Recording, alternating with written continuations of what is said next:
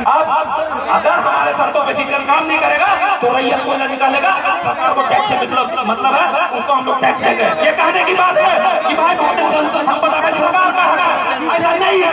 इसका प्रूफ है क्या? ये कहने की बात है कि भौतिक संपदा पे सरकार का हाथ है, ये करने की बात है। इसका प्रूफ हम इस प्रकार से देते हैं। तो टाटा क्यों माइनिंग कर रहा भाई? अडानी क्यों करता भाई? बिरला क्यों माइनिंग कर रहा भाई? रिलायंस क्यों माइनिंग कर रहा भाई? तो नहीं, अगर आप हमारी शर्तों पे काम करते हैं आपको माइनिंग का अधिकार देंगे, अन्यथा हम लोग खुद कोयला निकालेंगे और बेचेंगे। सरकार को टैक्स से मतलब है तो हम लोग टैक्स देंगे। व्यापार करता है कंपनी, उससे ज्यादा कुछ नहीं करता है। हर कोई व्यापारी है यहाँ पे, तो रैयत क्या हाल बजाएगा? जमीन देकर देके झाड़ू छाया लगाएगा, बाकी बीजेपी प्रभावित है वो कहाँ जाएगा? आप एक बहुत बड़ा फंड का नाम सुने होंगे, अभी इतना दिन से आपके यहाँ माइनिंग चल रहा है, बहुत सारा कहीं कहीं कुछ देखते होंगे, रोड सड़क नाली गली ये सब पुल पुलिया का निर्माण हो रहा है। और उसमें एक फंड नया सुने होंगे, DMFT सुने हैं उस नाम का fund, DMFT district mineral foundation trust. इससे पहले नहीं था, 2015 में प्रधानमंत्री मोदी जी लॉन्च किए थे PMKKY के नाम से, प्रधानमंत्री खनिज क्षेत्र कल्याण योजना के नाम से। उस योजना का क्षेत्र था कि भाई जो खनिज क्षेत्र से प्रभावित है, विस्थापित है, उनका कल्याण विकास किया जाए।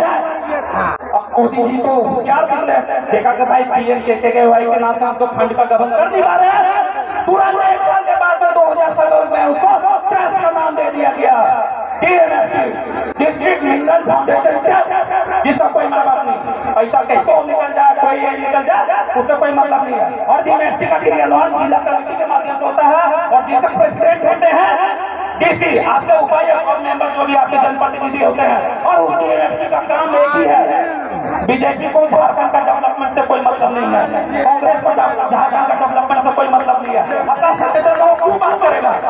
बस झारखंड को लोगों को एक फाइनेंशियल स्टेट के रूप में जान रहा है और कुछ नहीं। भाई वहाँ खनिज संपदा है, लूट लो, लूट सकता है। बाहरी पार्टी को क्या मतलब है आपको? आपका सुख दुख से उसको मतलब है क्या? मोदी जी कितना दिन आपके साथ आके बैठते हैं? अगर सेंट्रल एजेंसी का बात है, अब ठीक है भाई आप अधिकार देंगे तो रैयत को कौन देखेगा? तो उस DMFT फंड का एक ही कुछ कि भैया जहाँ पुल का जरूरत नहीं है ना, वहाँ 5 करोड़ का पुल सैंक्शन कर दिया गया। आप वहाँ जा भी नहीं सकते, वहाँ जाने के लिए सड़क नहीं है, वहाँ जाने के लिए सड़क नहीं है, वहाँ 5 करोड़ का पुल बना हुआ है। ये मानते हैं कि नहीं? आप विश्वास नहीं कीजिएगा, उसका लाइव एग्जाम्पल है। आप घोसी जाइए, यहाँ से घोसी ज्यादा दूर नहीं है, 3 किलोमीटर दूर है। आप घोसी जाएंगे ना, घोसी जाने में रोड का स्थिति अत्यंत दयनीय है, लेकिन पता है घोसी में 2 पुल बना हुआ है 5 करोड़ का, जहाँ वो आदमी पहुंच नहीं सकता है। तो 4 साल बाद आवागमन का कुछ नहीं हो रहा है भाई, सेवान लगेगा, बारिश में खत्म होगा, घर भर जाएगा, खत्म हो जाएगा, तो पुल गिर जाएगा, नष्ट हो जाएगा। करोड़ में पता चला 3 करोड़ अधिकारी लोग गबन कर दिया, नेता लोग गबन कर दिया, मुश्किल से काम हुआ वहाँ पे 1 करोड़ का। तो फंड कहाँ गया भाई? पैसा कहाँ गया? और उस DMFT फंड का ऐसी है, उसका 60% राशि जो माइंस क्षेत्र है ना, उसका आपका लाइवलीहुड के लिए, मतलब आपका जीविकोपार्जन के लिए या फिर कौशल विकास योजना के साथ में आपको प्रशिक्षित करता, नया तरह का रोजगार जनरेट करता, ये उस DMFT फंड का काम है। वो आपके विकास के लिए काम करेगा, लेकिन नहीं DMFT के नाम से बन गया सामुदायिक अस्पताल, लेकिन उसका भी कोई यूज नहीं है। आज खंडर में तब्दील हो गया है। इसको क्या बोलेंगे? नहीं में 15 करोड़ का हॉस्पिटल बनता है, आज तक एक बेड नहीं है, अभी खंडर में तब्दील हो गया है। 4 मतलब 1 डॉक्टर तक वहाँ पे मौजूद नहीं, ना 1 नर्स तक है, वो खंडर में तब्दील हो गया है और 15 करोड़ का हॉस्पिटल बनकर तैयार है। क्या है ये आपके फंड का दुरुपयोग है। तो आप समझिए, बातों को समझिए, चीजों को समझिए और एकत्रित होइए अपने अधिकार के प्रति में। आपका राइट है, आपका राइट है, क्योंकि जमीन आपका है, आपका मालिक बनने का अधिकार है।